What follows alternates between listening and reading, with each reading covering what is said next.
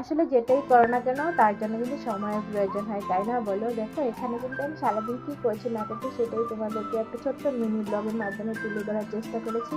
আমি ওমা ফালাকাটা ছোট্ট একটা গ্রাম থেকে তোমাদের সঙ্গে আমার নতুন চ্যানেলে আমার দৈনন্দিন জীবনে কিছু কিছু মুহূর্ত তুলে ধরার চেষ্টা করেছি। আমার এই চ্যানেলের ভিডিওগুলো যদি তোমাদের ভালো লাগে তাহলে প্লিজ চ্যানেলটাকে সাবস্ক্রাইব করে দিয়ে পাশে থেকো, আর পাশে থাকা বেল আইকনটাকে প্রেস করে দিও যাতে করে পরবর্তী ভিডিওগুলো তোমাদের মোবাইলে পৌঁছে যায়।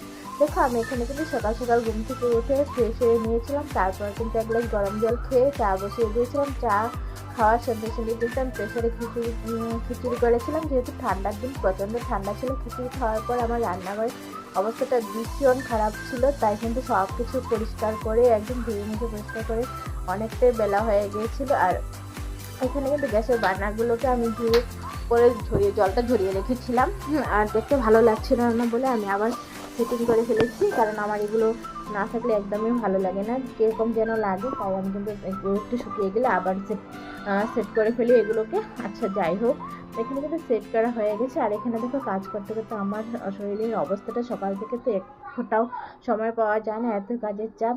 দেখো আমার এখনও কিন্তু মাথা টাথা চিরুনি করিনি, কী অবস্থা একদম পাগলের মতো লাগছে। যাই হোক, এখানে আমি তোমাদেরকে বলছিলাম যে দেখো আমি কিন্তু এবার স্নানে যাচ্ছি, টাটা করে দিয়েছিলাম। দেখো স্নান করে এসে কিন্তু আমি আবার দুপুরের জন্য রান্না রেডি করেছিলাম, যেহেতু শনিবার ছিল আমাদের নিরামিষ ছিল, তাই বাঁধাকপি ভেট করেছিলাম। আর এখানে দেখো বাঁধাকপি পকোড়া ভাজার জন্য চালের গুঁড়ো দিয়ে কিন্তু আমি ভালো করে মেখে নিচ্ছিলাম বাঁধাকপিটাকে। এরপর কিন্তু তেলে ভেজে নিয়েছি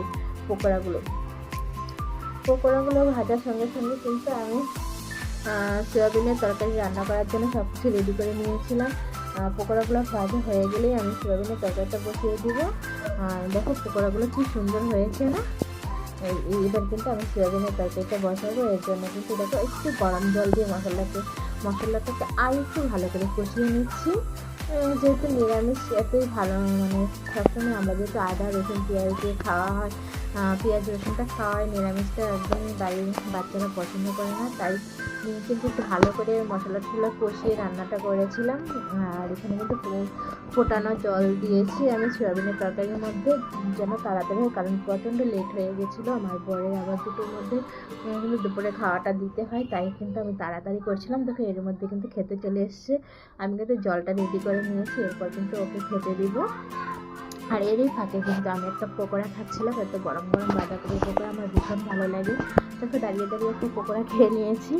তার মধ্যে কিন্তু আমার মেয়ে দেখো টিউশনি থেকে পড়ে আসার সময় এই সুন্দর সুন্দর ফুলের চারাগুলো এনেছি। আমি এটাও তোমাদের সঙ্গে না দেখে আর পারলাম না, এত সুন্দর ছিল ফুলগুলো, মানে ভীষণ ভালো লাগছিল। তাহলে বন্ধুরা আমি ভিডিওটা এখানে এন্ড করছি, পরবর্তী